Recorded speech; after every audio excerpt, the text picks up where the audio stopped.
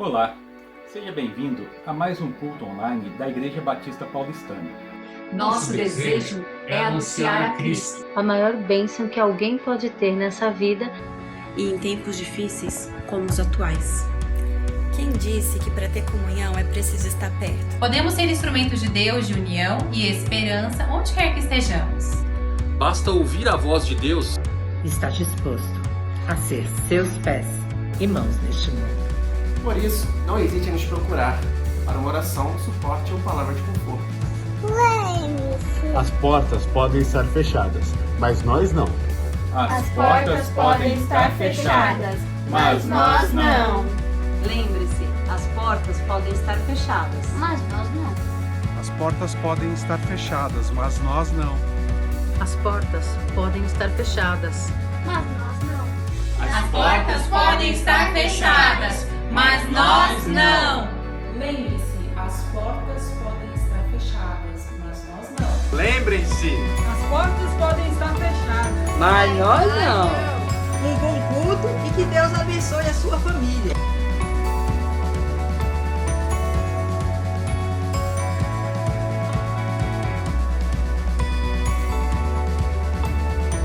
Lembre-se, as portas podem estar fechadas, mas nós não. Bom culto. Que Deus abençoe sua família.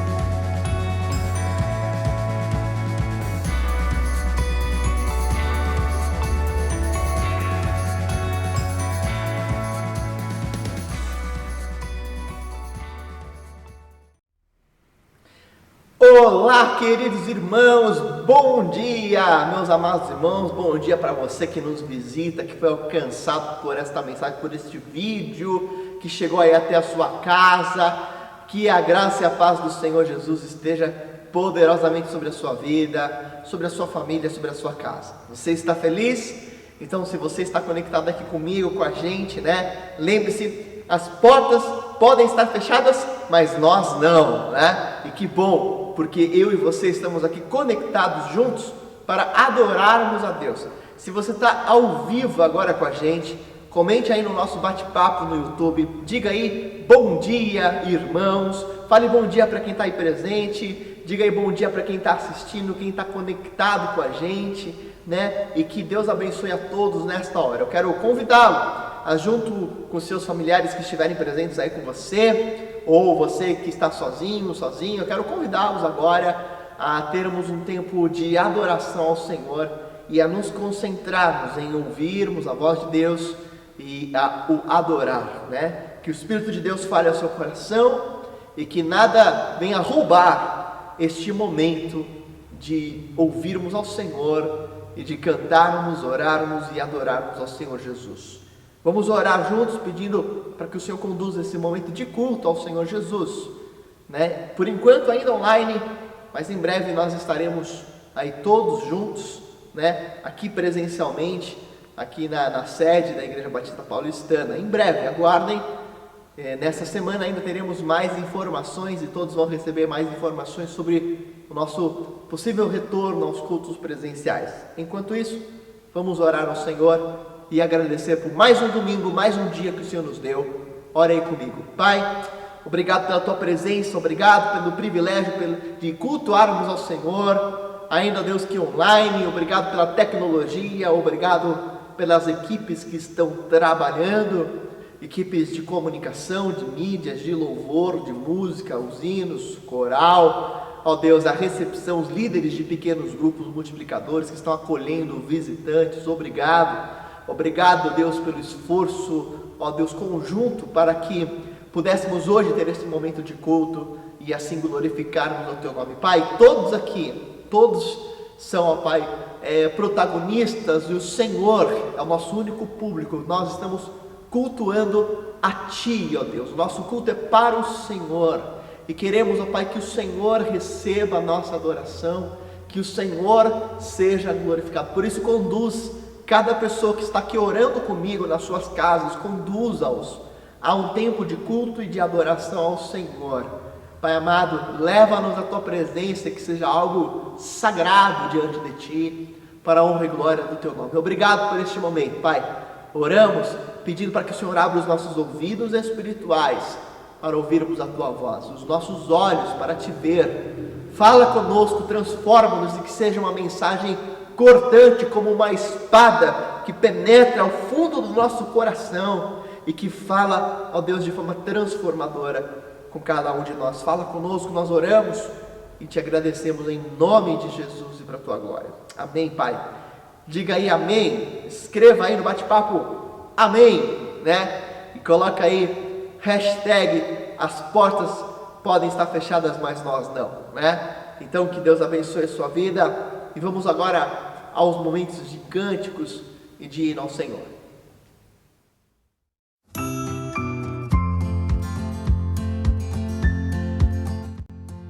Oi pessoal, tudo bem? Eu estou aqui para contar um pouquinho da minha participação nestes 92 anos de história da Igreja Batista Paulistana. Minha participação se iniciou lá para o ano de 1978. Eu vim participar de uma escola bíblica de férias. Naquela época, como hoje também a gente faz isso, a igreja promovia a escola bíblica de férias e a criançada vinha toda aqui para a igreja. A partir de então, comecei a frequentar a igreja, eu e minha família.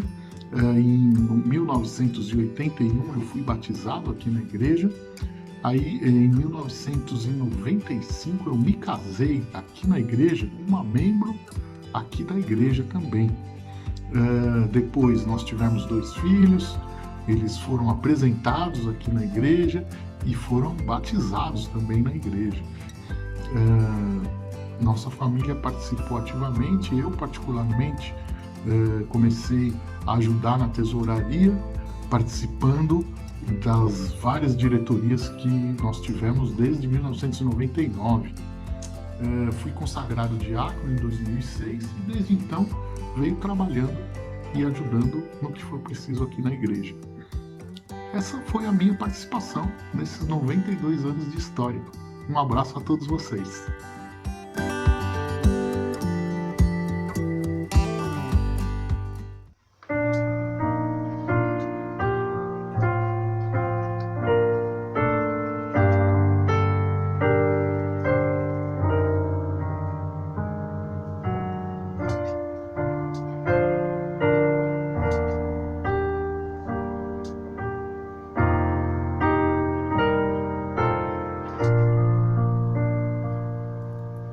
Logo de manhã quero te buscar, tua voz ouvir, teu amor sentir, estender as mãos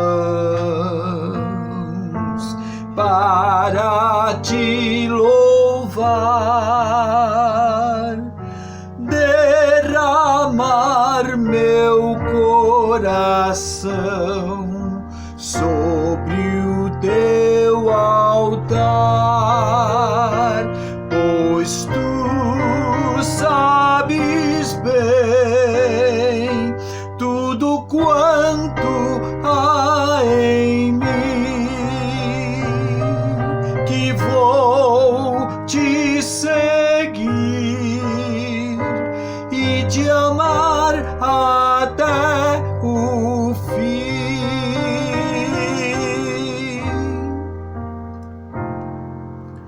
E no fim do dia,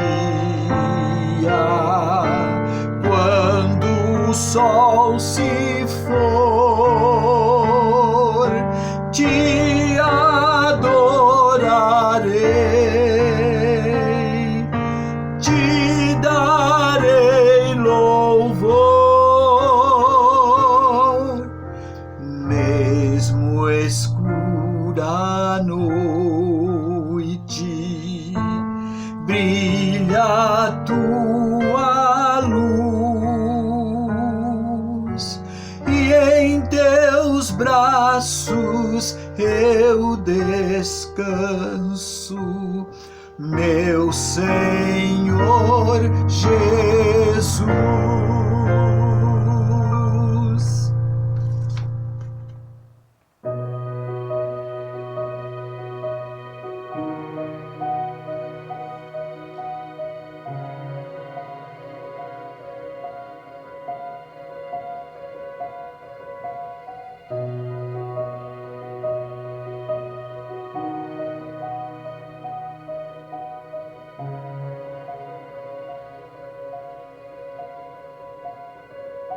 Os reinos se abalam, os povos se curvam, as bocas se abrem, as mãos se levantam para dizer que tu és o rei,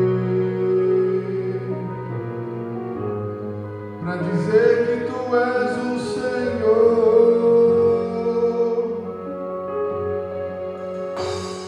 Os reinos se abalam, os povos se curvam, bocas se abrem, as mãos se levantam para dizer que tu és o rei, para dizer que tu és o Senhor. Teu reino é sempre eterno, mas de misericórdia, justiça e igualdade, bondade e fidelidade. A tua igreja te adora. A tua igreja te adora. Teu reino é sempre eterno, mas de misericórdia, justiça e igualdade, bondade e fidelidade. A tua igreja te adora. A tua igreja te adora. Cante. Os reinos se abalam, os povos se curvam, bocas se abrem, as mãos se levantam para dizer que tu és o rei, para dizer que tu és o Senhor. Os reinos se abalam, os povos se curvam,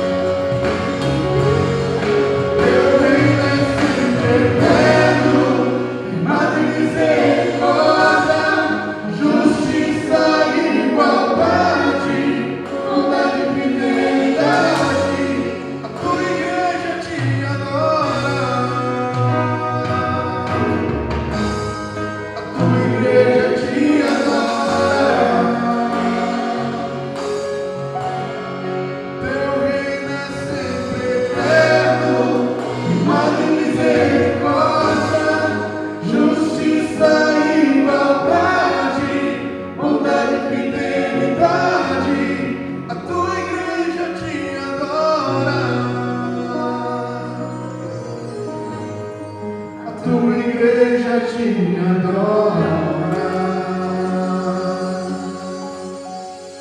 Amém. Muito bom, irmãos. Hoje, nesse domingo, dia 19 de julho de 2020, continuaremos na reflexão acerca da parábola do insensato e do sábio, que um construiu a sua casa sobre a areia, enquanto o outro construiu a sua casa sobre a rocha. E o tema da mensagem de hoje é análise de um verdadeiro discípulo. O que significa ouvir e praticar? Então a nossa ênfase hoje vai ser no discípulo que construiu a casa sobre a rocha.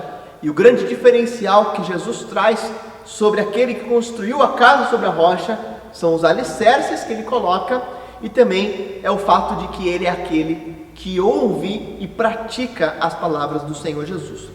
Então, vamos ao texto de Mateus capítulo 7, verso 24 até o 27, quando nós lemos o seguinte: portanto, quem ouve estas minhas palavras e as pratica é como um homem prudente que construiu a sua casa sobre a rocha. Caiu a chuva, transbordaram os rios, sopraram os ventos, se deram contra aquela casa e ela não caiu, porque ela tinha seus alicerces na rocha. Mas quem ouve estas minhas palavras e não as pratica, como um insensato que construiu a sua casa sobre a areia. Caiu a chuva, transbordaram os rios, sopraram os ventos e deram contra aquela casa e ela caiu, e foi grande a sua queda. Amém? Então nós já lemos esse texto, no domingo passado, e já lemos em outras ocasiões. E o que nós já ouvimos acerca desta parábola, deste ensino que o Senhor Jesus nos traz aqui ao final do Sermão do Monte, do seu sermão conhecido, famoso, Sermão da Montanha, lá de Mateus capítulo 5, 6 e agora capítulo 7.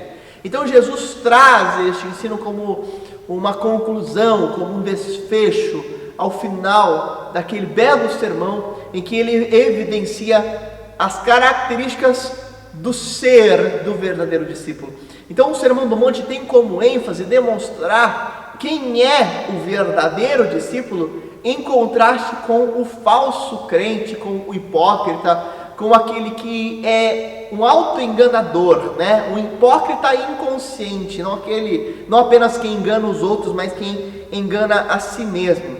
Jesus a todo momento ele está demonstrando que o que mais importa é quem somos e não apenas o que fazemos. A ênfase de Jesus no Sermão do Monte está no caráter do verdadeiro discípulo de Jesus, quem ele é, porque aquilo que eu sou é o que vai moldar o meu caráter, que é o que vai evidenciar as minhas ações, vai demonstrar quais são as minhas atitudes e que por fim vai me levar a algum destino. E Jesus nos mostra que o caráter ele também está relacionado às intenções do coração e também está relacionado a um propósito firmado em sempre trazer glórias a Deus e não buscar uma autopromoção.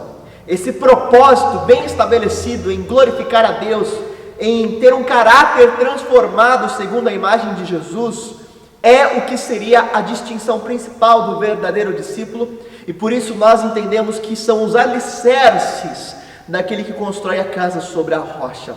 O maior diferencial dos dois construtores é que um fez alicerces na rocha e o outro não cavou nada, já começou a construir. Esteticamente, por fora, as duas casas poderiam até ser iguais, mas havia uma diferença essencial que não era visível ao olho nu, que eram os alicerces que estavam embaixo da terra. E esses alicerces são as intenções, é o caráter, é o propósito. Então o verdadeiro discípulo é aquele que não busca apenas o que Deus pode nos dar, mas ele busca ser transformado segundo Deus é. Ele quer Deus e não apenas as bênçãos de Deus. O falso crente é aquele que busca os benefícios do cristianismo sem uma transformação interior, sem ter um coração moldado conforme a imagem de Jesus. Então, em resumo, um auto-engano é o que distingue o falso crente, que Jesus vai chamar de insensato ou tolo. Construir com alicerces é o que nos faz sábios, e é isso que distingue o verdadeiro discípulo. E os alicerces representam aí a essência da nossa fé, que é o quê? É um desejo sincero por um relacionamento com Deus Pai e por uma transformação do meu interior conforme o caráter de Jesus Cristo. Mas Há ainda um outro destaque importantíssimo nessa parábola que eu quero aqui continuar com os irmãos, que é o seguinte, é o fato de que construir a casa sobre a rocha, diz o Senhor Jesus, tem a ver com ouvir e praticar tudo o que Jesus tinha dito. Então Jesus afirma categoricamente: quem ouve as minhas palavras e as pratica é como aquele que construiu a casa sobre a rocha. E quem ouve as minhas palavras e não as pratica é aquele que construiu sem os alicerces e construiu sobre a areia. Então há uma outra distinção fundamental que eu quero hoje analisar com os irmãos, que é a construção sobre a rocha, que significa ouvir e praticar as palavras do Senhor Jesus. Agora, se nós levarmos a sério esta exortação sobre a necessidade de praticarmos tudo que Jesus nos ensinou, nós estaremos definitivamente diante de um enorme desafio. Porque se eu e você considerarmos com seriedade tudo que Jesus nos ensina, veremos que há um grande desafio para que possamos alcançar esse estágio no qual tudo que Jesus nos ensinou é praticado nas nossas vidas. Você concorda comigo que aplicar tudo que Jesus nos ensinou é um tremendo desafio? Vamos nos limitar pelo menos ao Sermão do Monte, Mateus capítulo 5, 6 e 7. Tudo que Jesus nos ensina nesses 3 capítulos do Evangelho de Mateus, se nós formos aplicar tudo na sua essência, na sua integralidade, na sua totalidade, nós seremos constrangidos a olharmos para a nossa realidade, para nós mesmos e para como nós vivemos, independente de quantos anos você tem de caminhada cristã. Então, o que será que Jesus quis dizer com essa expressão, aquele que ouve as minhas palavras e as pratica? O que significa de fato praticar tudo que Jesus nos instruiu? E essa é a reflexão que eu quero ter com os irmãos de forma breve aqui nesses próximos minutos. E eu entendo que quando a gente compreende o que realmente significa ouvir e praticar, isso nos transforma. E para que a gente venha a compreender o que isso significa, algumas particularidades acerca do falso e do verdadeiro crente precisam ser destacadas aqui. Então olha só, vamos destacar alguns pormenores, algumas particularidades que Jesus desenvolve sobre o falso e o verdadeiro discípulo, e aí entendermos o que realmente significa ouvir e praticar, o que distingue um verdadeiro discípulo de Jesus. Em primeiro lugar, o falso crente, analisando em primeiro o falso, poderíamos afirmar que o falso crente, ele é seletivo e interesseiro. Olha só, a característica de uma pessoa interesseira é querer agradar somente a si mesmo. Segundo o dicionário, o interesseiro é aquele que tem por objetivo primordial satisfazer os seus próprios interesses, adotando para este fim procedimento falsamente sociável com aqueles que lhe possam ser úteis. Então o interesseiro, ele é falso. O interesseiro, ele só se associa a coisas que possam lhe trazer algum benefício pessoal, e ele ainda é falso nesses relacionamentos porque ele quer vantagens, Como nós vimos na análise anterior, nas mensagens anteriores, o insensato, ele não se dá o trabalho de consultar os manuais de construção de uma casa.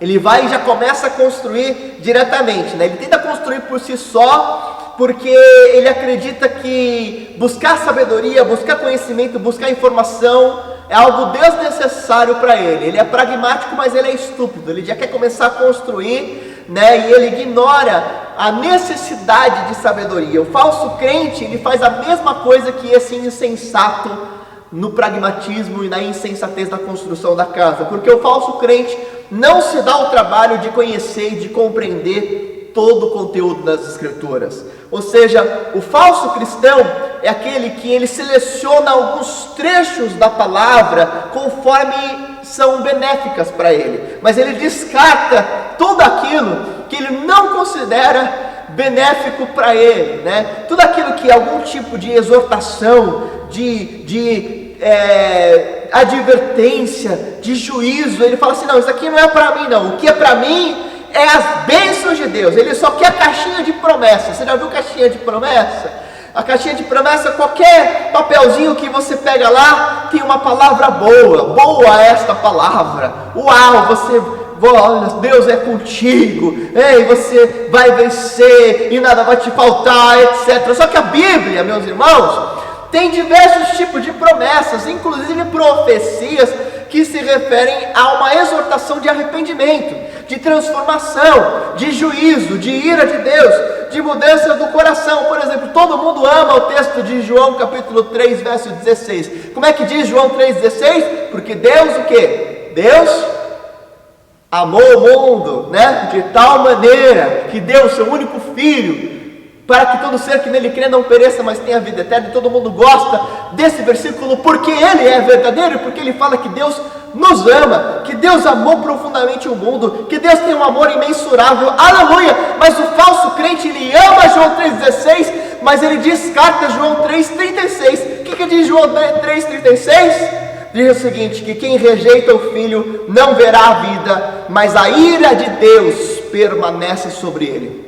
O falso crente gosta do amor, mas rejeita a ideia da ira de Deus, porque o mesmo Deus que ama é o Deus que executa juízo. O mesmo Deus que é misericordioso é o Deus que também é justo. Meus irmãos, Peter Lewis escreve que é o seguinte: dizer esqueça a doutrina, vamos evangelizar, é tão ridículo como uma equipe de futebol que diz esqueça a bola, vamos continuar o jogo. Meus irmãos, não dá para ignorar toda a doutrina a respeito de Deus e querer evangelizar ou aceitar o evangelho. Não dá para você ser seletivo com relação às passagens das Escrituras e escolher apenas as promessas que lhe agradam e ignorar todas as exortações que lhe levam a ser transformado, a mudar, a se arrepender, a ser diferente, a perdoar, a amar o seu próximo, inclusive quem é difícil de amar, a dar a outra face, a caminhar mais uma milha, né? a não se autopromover, a não buscar a glória própria, mas a sempre buscar a glória de Deus. O apóstolo Paulo, por exemplo, ele tinha como propósito anunciar todo o desígnio de Deus em todas as igrejas o qual ele fundava, ou onde ele ficava um tempo pregando, ensinando como missionário, né? Nós lemos isso lá em Atos capítulo 20, verso 25 a 27, que Paulo diz o seguinte para aquela igreja que ele tinha acabado de plantar, né? Ele tinha ficado um tempo lá naquela igreja de Éfeso, e ele escreve assim: agora eu sei que nenhum de vocês, entre os quais passei pregando o reino, verá novamente a minha face, portanto eu lhes declaro que hoje eu estou inocente do sangue de todos, pois não deixei de proclamar-lhes toda a vontade de Deus. Olha só a consciência de Paulo, ele tinha certeza que estava inocente do sangue das pessoas, porque ele não deixava de lhes proclamar toda a verdade de Deus, todos os desígnios de Deus. Um falso crente, ele não quer saber de todos os desígnios de Deus, ele só quer saber dos desígnios que lhe interessam, das promessas que lhe interessam. Nós temos aprendido, né, no curso de líderes de pequenos grupos multiplicadores que eu faço quinzenalmente com líderes de PGMs e líderes em treinamento de PGMs, né? A gente tem aprendido também na escola bíblica discipuladora que a grande comissão que o Senhor Jesus nos traz lá em Mateus capítulo 28, verso 18 a 20, não se limita a irmos e anunciarmos o plano de salvação, não. A grande comissão, Jesus diz: vão e façam discípulos de todas as nações, batizando-os em nome do Pai, do Filho e do Espírito Santo, ensinando-os a guardar todas as coisas que eu lhes tenho ensinado e ordenado, e eis que estou convosco todos os dias até a consumação dos séculos. Veja que a grande comissão não é ir e levar a pessoa a aceitar Jesus. A grande comissão é ir e ensinar a pessoa tudo o que Jesus nos ensinou. Se você não está se dedicando a continuamente ensinar tudo o que Jesus nos ensinou para alguém, você não está cumprindo a grande comissão, você não está fazendo discípulos. Se nós não somos perseverantes em ensinar todos os desígnios de Deus e aplicar toda a vontade de Deus na minha vida segundo a sua palavra, nós não somos verdadeiros discípulos e não estaremos fazendo discípulos. O falso crente é seletivo, ele escolhe só os trechos que ele quer escolher e que ele se aproveita deles. Ele faz do cristianismo e da sua fé um Frankenstein espiritual, uma colcha de retalhos. Ele vai pegando um pouquinho daqui, um pouquinho daqui, um pouquinho daqui, tudo que lhe agrada, e ele às vezes até mistura. Ele gosta um pouco do kardecismo, ele gosta um pouco do budismo, ele gosta da meditação oriental, ele gosta do hinduísmo. Ele faz assim uma colcha de retalhos e ele ainda se diz cristão. E ele ainda se diz discípulo de Jesus. Você não é discípulo de Jesus. Não dá para seguir só o que você quer. Não dá para seguir só o que você acha que tem que ser. Não dá para seguir o seu achismo, porque o seu achismo te levará para o inferno. A única verdade que nos leva ao reino dos céus é Jesus Cristo. Ele é a sua palavra, Ele é o verbo encarnado, e tudo o que Ele nos disse, se eu não buscar uma aplicação integral desta verdade na minha vida, eu perecerei sobre a ira de Deus. Lembrando que um falso profeta, ele não diz mentiras absurdas, ele só omite verdades essenciais. Um falso profeta é aquele que pega o que os outros querem ouvir. Dificilmente você vai ver um falso profeta pregando uma mentira descarada. Não, ele vai pregar verdades, mas verdades não essenciais, porque aquilo que realmente importa, ele desconsidera, porque pode ferir o ego das pessoas ou as outras pessoas. Meus irmãos, se nós temos condições de aprender mais sobre a fé, se nós temos condições de estudar com diligência as Escrituras, se nós temos condições de nos aplicarmos ao conhecimento de toda a verdade, é nosso dever conhecer e aplicar na nossa vida prática toda essa verdade. Entretanto, ainda assim, é preferível saber pouco e aplicar muito do que saber muito e aplicar quase nada. Tem gente, meus irmãos, que em estatura de fé é um gigante por saber pouco, porque aplica muito do pouco que sabe. E tem gente que é uma criança espiritual, porque embora saiba muita coisa, aplica quase nada.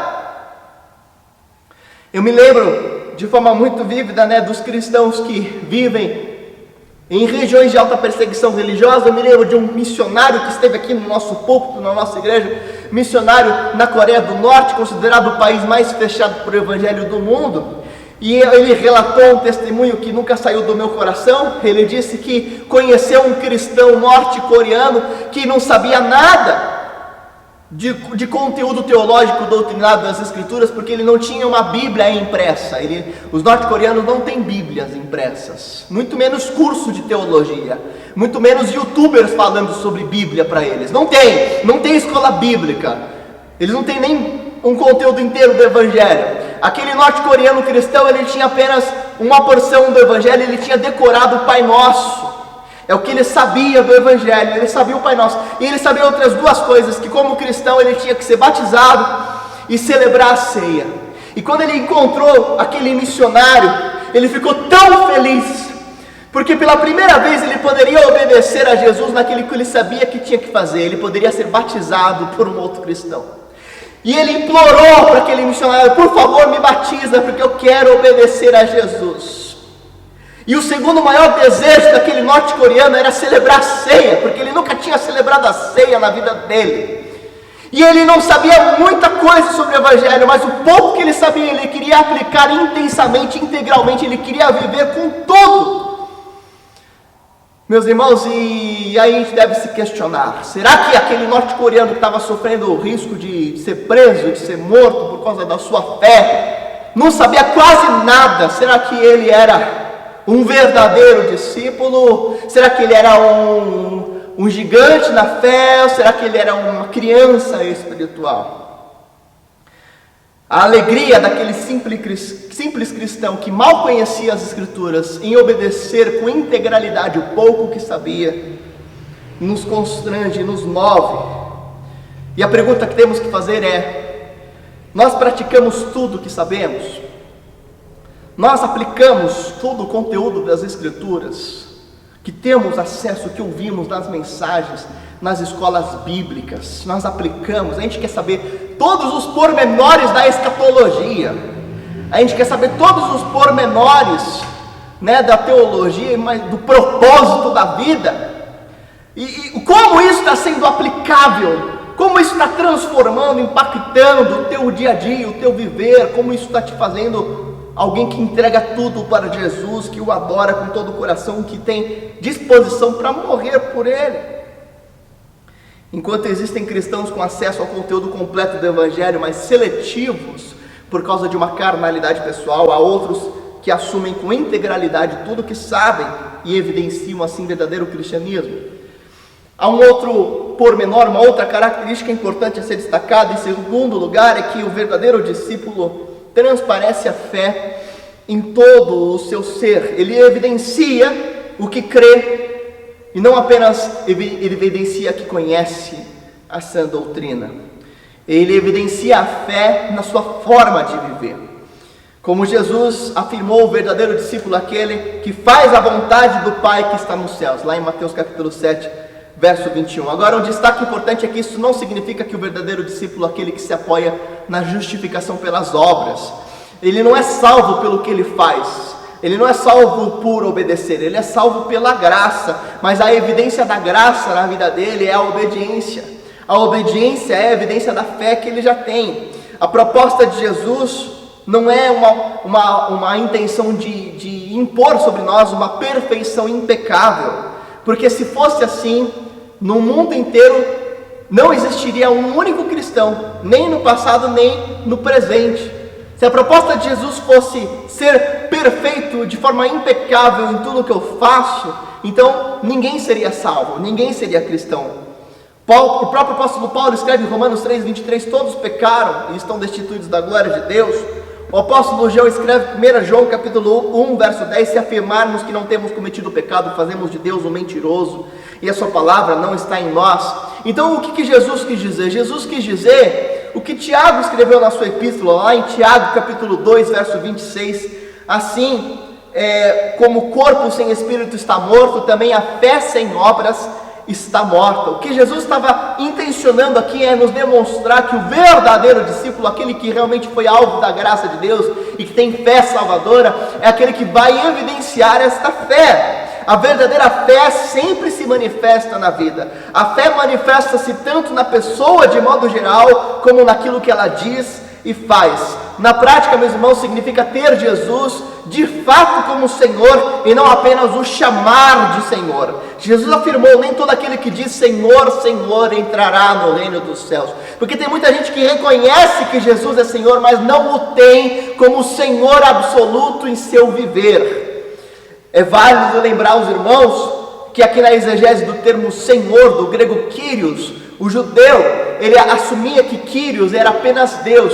Kyrios era a tradução de Yahvé para a Septuaginta. Então a palavra Kyrios se tornou sinônimo do nome de Deus para o judeu, tanto na tradução do hebraico para o grego, como também para o Novo Testamento. Lá em Filipenses capítulo 2, o apóstolo Paulo emprega o termo Kyrios na tradução literal de Isaías, que se refere a Yahvé, a Deus, ao Senhor. Veja que dizer que César era Senhor para um judeu, para um cristão convertido, era algo que não poderia ser feito, porque só Cristo era Senhor.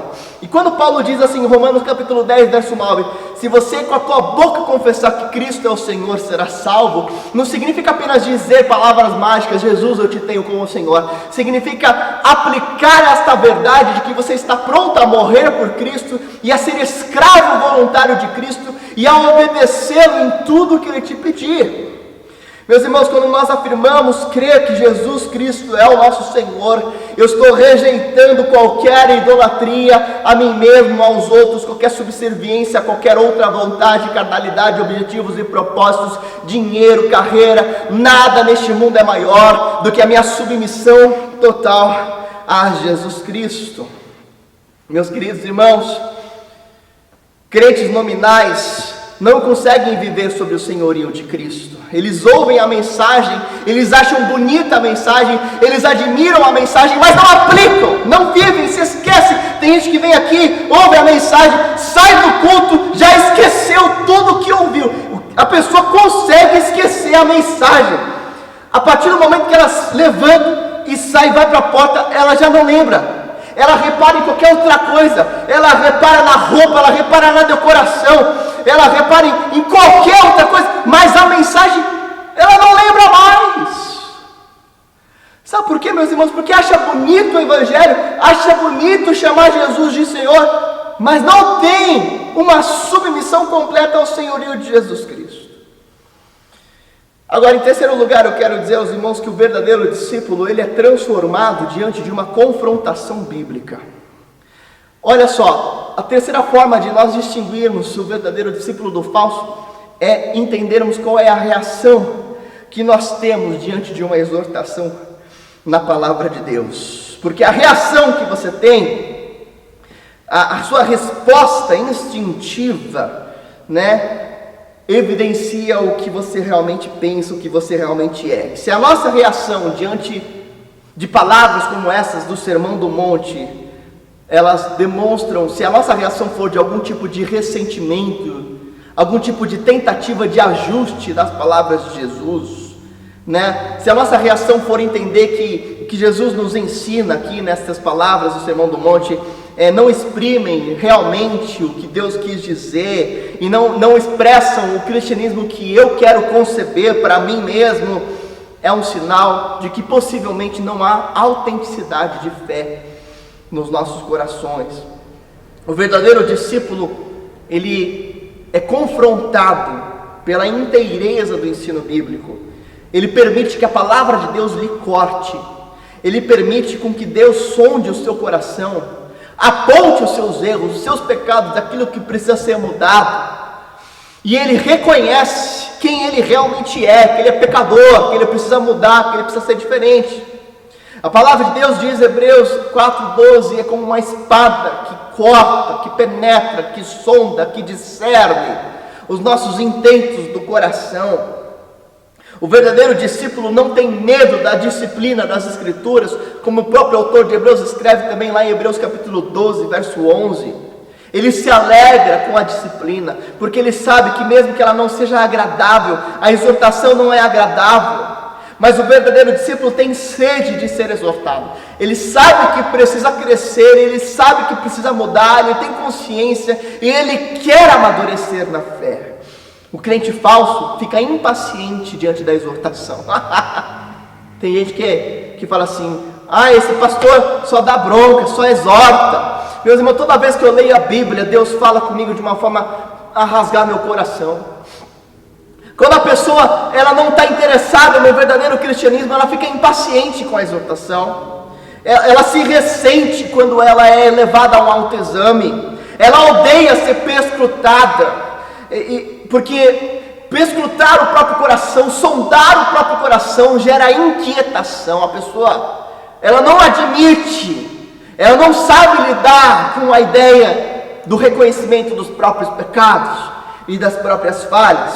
O verdadeiro discípulo não fica ressentido pela exortação bíblica, pela crítica alheia. Aliás, o verdadeiro discípulo é muito mais provável que ele pense assim, quando alguém critica ele, essa pessoa, ela não está falando nem a metade do quão mal eu sou. Ela está me criticando, mas eu sou muito pior do que isso. Ela não viu toda a verdade que há em mim. E esse é um teste que nós podemos fazer em nosso próprio coração. O questionamento. Como é que eu fico diante da exortação da palavra de Deus? Como é que eu fico diante da exortação do Sermão do Monte? Eu fico ressentido? Qual é a reação que eu tenho diante de uma confrontação bíblica? Agora é importante afirmar aos irmãos e deixar bem claro aqui nas palavras de Martyn Lloyd-Jones que esse tipo de teste de autossondagem não consiste em indagar se o indivíduo é impecável ou perfeito, mas consiste em verificar o que o indivíduo gostaria de ser, o que ele deseja vir a ser. Veja só, isso não é um tipo de teste em que você vai olhar para dentro de si, para ver se você é perfeito ou não, mas é um tipo de teste para ver aonde você quer chegar, se você quer continuar progredindo, se você quer continuar crescendo, se você reconhece que está no estado que precisa de contínua mudança ou não. É esse o tipo de autoteste que precisamos fazer em nossos corações. E por fim, meus irmãos, em quarto lugar, eu quero afirmar aos irmãos que o verdadeiro discípulo, ele enfatiza a transformação do caráter conforme a semelhança de Cristo. O verdadeiro discípulo, ele prioriza ser como Cristo é, transformar todo o caráter e o coração e o ser dele conforme Jesus. De forma geral, o discípulo aceita e aplica todo o conteúdo do Sermão do Monte na sua vida. E o que é todo o conteúdo do Sermão do Monte? Todo o conteúdo do Sermão do Monte, como eu disse na introdução dessa mensagem, está relacionado ao ser e não ao fazer. E Jesus nos ensina que anterior ao que eu faço está aquilo que eu desejo. E antes do que eu desejo está o meu caráter. E anterior ao meu caráter está quem eu sou. Então a prioridade de Jesus é moldar o nosso ser. Porque Ele sabe que o que precisa ser transformado é o nosso coração, a essência do meu ser. E quando o meu coração é mudado, o meu caráter, os meus desejos e por fim as minhas atitudes serão diferentes. O Sermão do Monte ensina uma série de princípios relacionados a quem somos, ao nosso caráter e aos nossos desejos. Ele fala sobre a importância de não saber a tua mão esquerda o que a tua mão direita está fazendo. A ideia de não nos auto-vangloriarmos daquilo que nós mesmos fazemos. Jesus fala sobre a importância de até mesmo o bem que nós fazemos não considerarmos como um mérito pessoal, mas como graça, como a oportunidade e o privilégio de expressar a misericórdia de Deus sobre nós. Bem-aventurados os misericordiosos. Jesus nos ensina a orar na oração do Pai Nosso, para que venha o seu reino, para que a sua vontade seja feita. Jesus mostra que o verdadeiro discípulo está mais interessado na vontade de Deus. Jesus mostra que o verdadeiro discípulo, ele compreende, ele confia que Deus Pai está cuidando de todas as suas necessidades, assim como Deus cuida dos pássaros e dos lírios dos campos. O verdadeiro discípulo, ele entende que justamente porque o Pai cuida, que ele é mais do que aquilo que ele tem. O mundo se define pelo ter, o verdadeiro discípulo se define pelo ser. Ele não é o que tem, ele é quem Deus o faz ser. Ele é filho de Deus, ele é salvo pelo Senhor, ele é alvo da sua graça, da sua misericórdia, ele é alvo da sua eternidade. Aleluia por isso. O verdadeiro discípulo, ele se recorda de não inferir juízo sobre os outros, porque na medida em que julgarmos, seremos julgados. Isso não significa que não devemos ter discernimento sobre os falsos profetas, mas que não cabe a nós o exercimento de juízo, porque Deus é o verdadeiro juiz.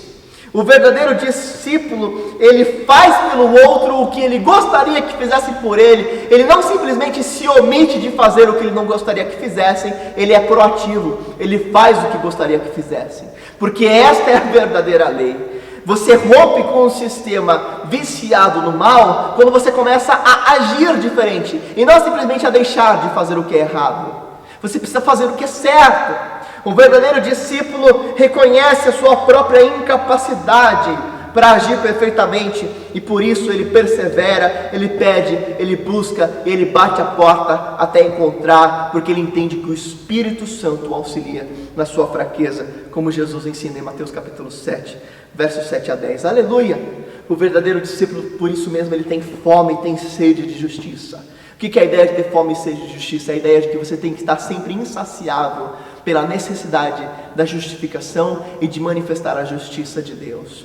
Fome e sede. A fome é algo que você come e depois você vai ter fome de novo. O verdadeiro discípulo tem sempre fome de Deus, sempre fome do caráter de Deus, sempre fome da justiça de Deus, sempre fome da graça de Deus, sempre fome de manifestar quem Deus é, porque ele manifesta um pouco agora, mas depois ele vai ter fome de novo, e ele se volta para Deus, e ele quer manifestar mais de Deus na vida dele, e é assim que nós vivemos o verdadeiro evangelho. Não é numa perfeição impecável, mas é num paradoxo entre reconhecer as minhas limitações e falhas e depender do Espírito Santo para progredir continuamente, sabendo onde eu quero chegar. Diga aí aleluia, escreva aí glória a Deus. Meu irmão, se você é um verdadeiro discípulo, não importa se você alcançou uma perfeição impecável, importa que você está perseverando, progredindo, continuando, reconhecendo as suas próprias falhas e dependendo do poder do Espírito Santo para continuar crescendo. Amém? Glória a Deus por isso. Como escreve o apóstolo Paulo em Filipenses capítulo 3, verso 13 e 14: irmãos, quanto a mim não julgo que eu já alcancei, mas uma coisa faço, esquecendo-me das coisas que para trás ficam, prossigo para o alvo, para o prêmio da soberana vocação de Deus em Cristo Jesus. Prossiga, Prossiga. Você não alcançou ainda, não alcançou, também não alcancei, mas a gente vai prosseguir, a gente vai continuar crescendo, e hoje ser melhor do que ontem, e amanhã ser melhor do que hoje. Amém, irmãos? Diante de Deus, mais parecidos com Jesus, o verdadeiro discípulo, ele canta aquela canção tão linda, né? Dá-me um coração igual ao teu. Dá-me um coração disposto a obedecer, cumprir todo o teu querer. Ensina-me a amar o meu irmão, a olhar com os teus olhos, a perdoar com o teu perdão. O verdadeiro discípulo quer ser como Jesus, quer expressar Jesus, quer olhar como Jesus, quer perdoar como Jesus, quer ter o coração de Jesus. É assim que a gente cresce, porque a gente ama mais Jesus do que qualquer coisa que a gente venha fazer. Escreve Tim Keller: o falso evangelho deixa as pessoas orgulhosas daquilo que elas fazem, já o evangelho verdadeiro as deixam orgulhosas daquilo que Jesus fez. Amém? O verdadeiro discípulo não se orgulha de si, se orgulha de Jesus. Jesus, é Ele, olhai para Jesus, olhai para Ele, sejam salvos. O verdadeiro evangelho, ele assume estas verdades para si, porque não busca a autopromoção, nem a vanglória, nem a meritocracia espiritual ou a hipocrisia. Portanto, meus irmãos, o verdadeiro discípulo quer ser mais como Jesus, se esforça ao máximo para ser como Cristo é, para viver a santidade de Jesus. Não apenas porque ele quer ser perdoado e salvo, mas porque ele deseja evidenciar a imagem de Cristo na sua vida. Esse é o homem que ama a Deus. É essa a pessoa que está voltada para Deus, que o supremo desejo, o interesse é que o nome e a glória do Senhor sejam magnificados e anunciados amplamente. Onde está o teu desejo? Onde está o teu ser? Em que você se define? Se a tua definição for, eu sou o que sou pela graça de Deus. Se o teu intento for, eu quero que Deus seja glorificado. Se o teu propósito for que a glória de Deus seja amplamente divulgada e conhecida, aleluia. Porque você não será perfeito, mas progredirá num verdadeiro evangelho, num verdadeiro cristianismo, num verdadeiro discipulado. Então, meus irmãos, para finalizar, o que significa estar sobre a rocha? O que significa ouvir e praticar as palavras de Jesus? Significa ser perfeito? Não, não significa. O que significa aplicar com integralidade todo o sermão do monte? Sabe o que significa? Significa o seguinte: continue. Continue a pedir, continue a buscar, continue a progredir, continue a crescer. Viva em progresso espiritual. Construir a casa sobre a rocha é um paradoxo entre a consciência das nossas falhas e incapacidades, com a perseverança e esperança de que no poder do Espírito Santo prosseguiremos em contínuo crescimento espiritual. Amém? Porque sabemos que todas as coisas cooperam para o bem daqueles que amam a Deus, a saber, daqueles que foram chamados de acordo com o seu propósito, pois aqueles que de antemão Deus os conheceu, também os predestinou para serem conforme a imagem do seu Filho, Jesus Cristo. Deus te predestinou para ser conforme a imagem de Jesus, e por isso todas as coisas cooperam para o bem daqueles que são chamados por Ele. Você crê nisso? Amém. Vamos orar ao Senhor em nome de Jesus. Persevere. Pai, obrigado pela Tua palavra. Oramos a Deus para que o Senhor nos faça pessoas que assumem a integralidade das Escrituras e que não são seletivas. Pessoas, ó Deus, que lidam com as exortações de forma a vivermos quebrantamento e busca de transformação.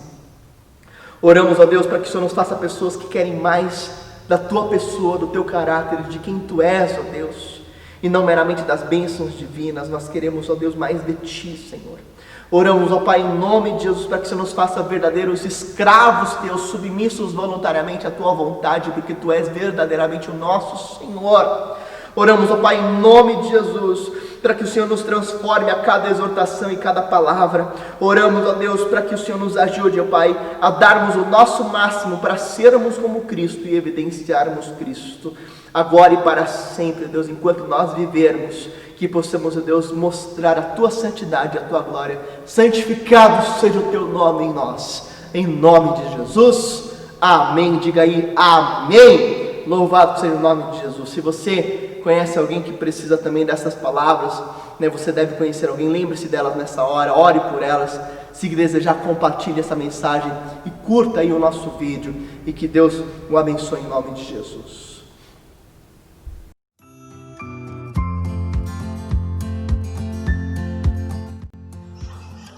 Olá, irmãos da Igreja Batista Paulistana. Para mim é um motivo de muita alegria em poder falar um pouquinho do que eu penso, né, da Paulistana, que está completando aí 92 anos de história.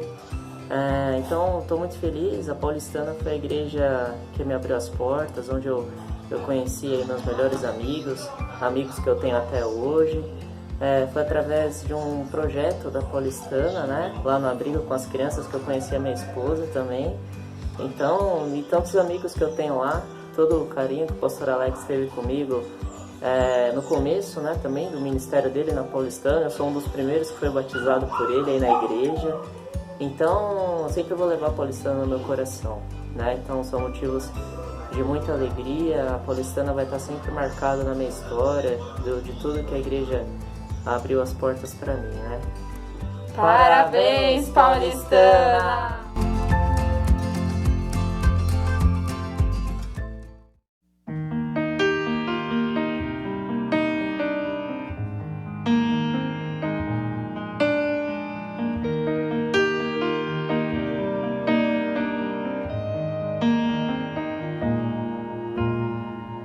Preciosa graça me encontrou,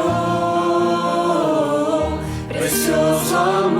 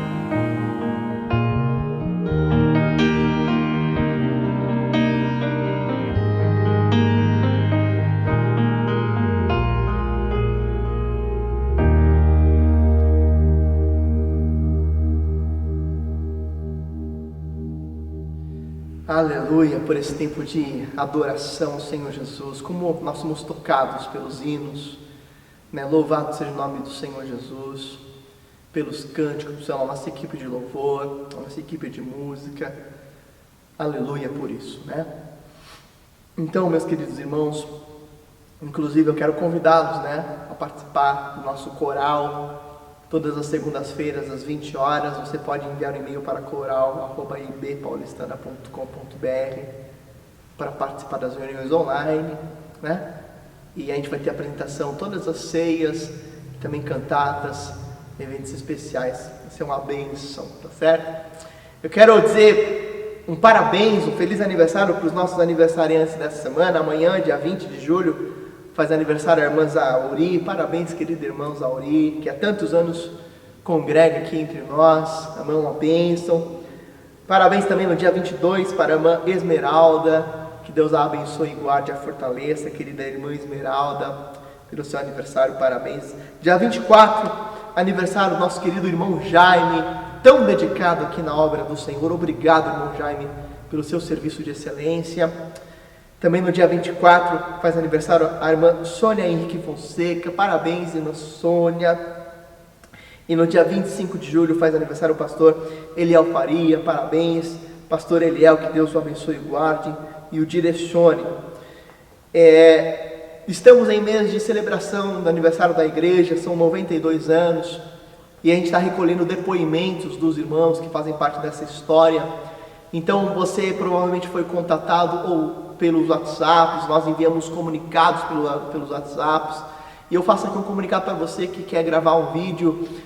Grave o seu vídeo falando sobre o que a IBP representa na sua vida, na sua história, e envie para o nosso Ministério de Comunicação. Você pode enviar para o WhatsApp da igreja, que está aparecendo aí na sua tela, ou para o e-mail também, ibp@ibpaulistana.com.br. E o seu vídeo vai ser aqui transmitido, como nós vimos aqui alguns vídeos nesse culto de hoje.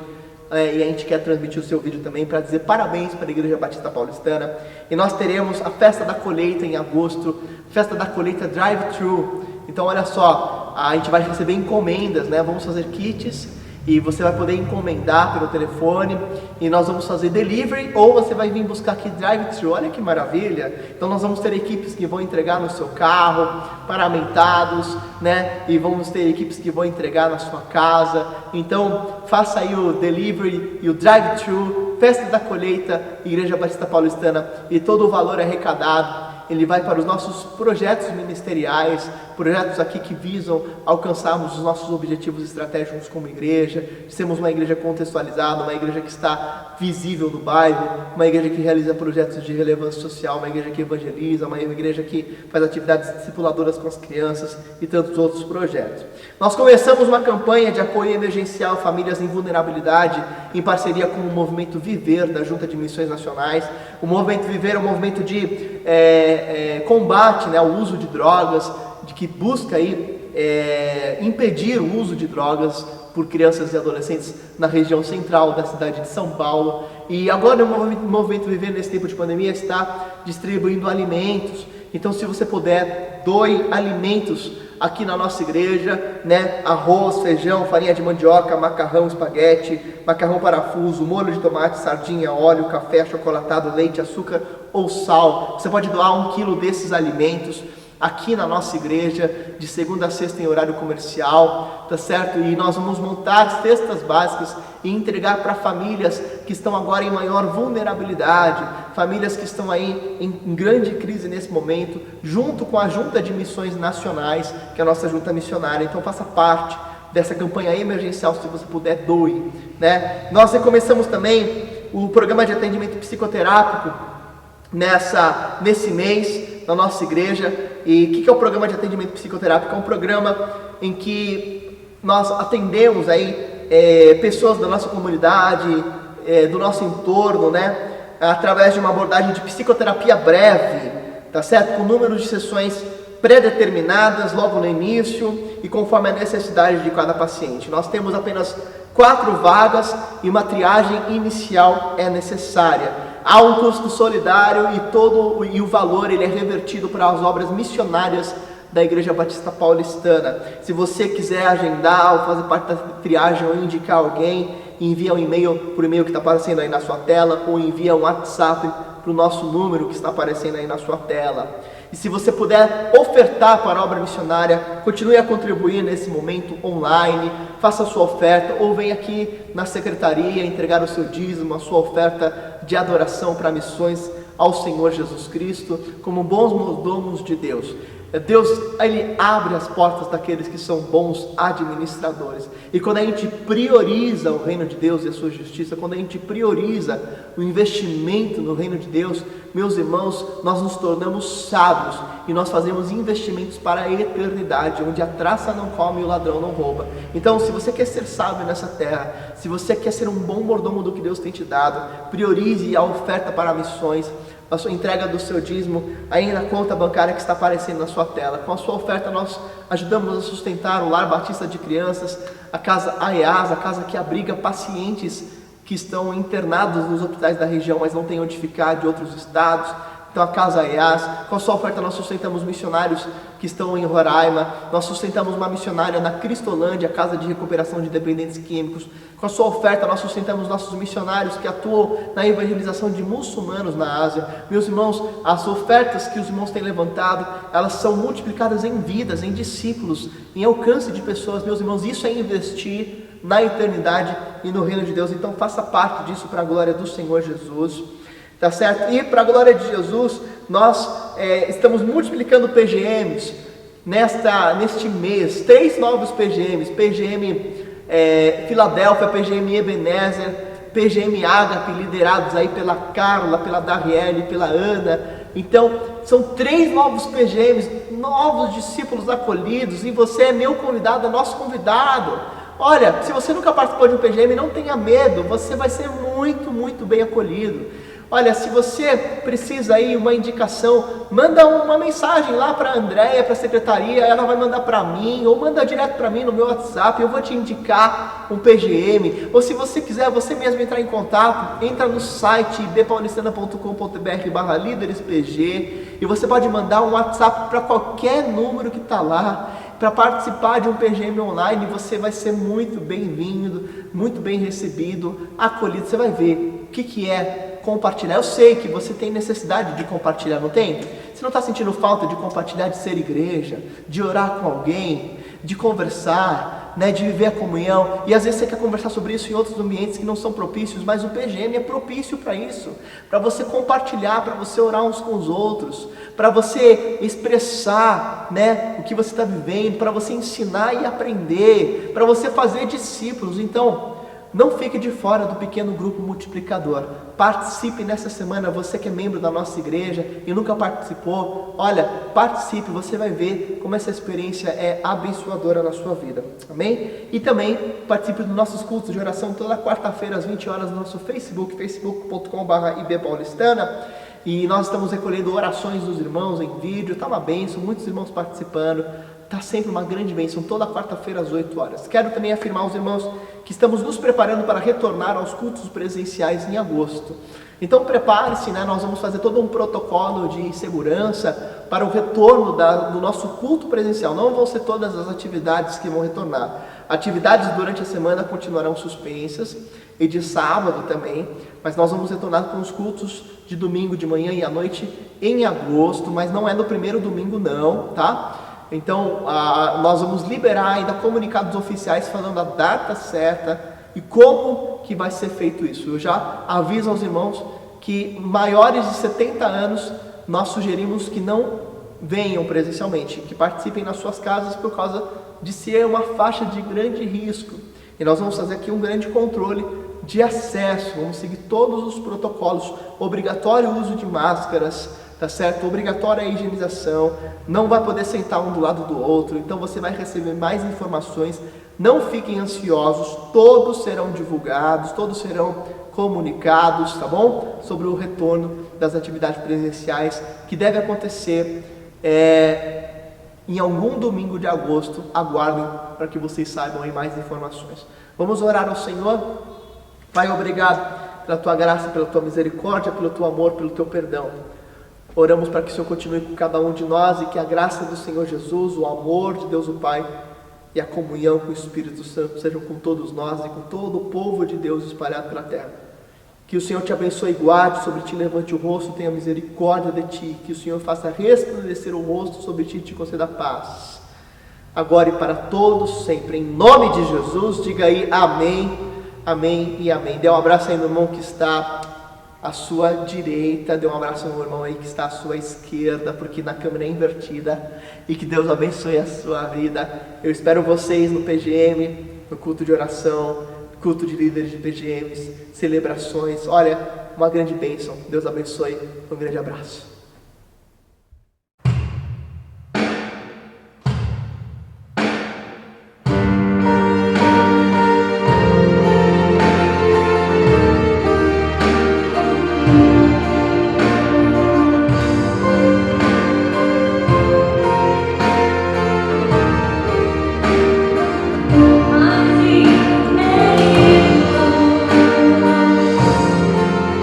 Oh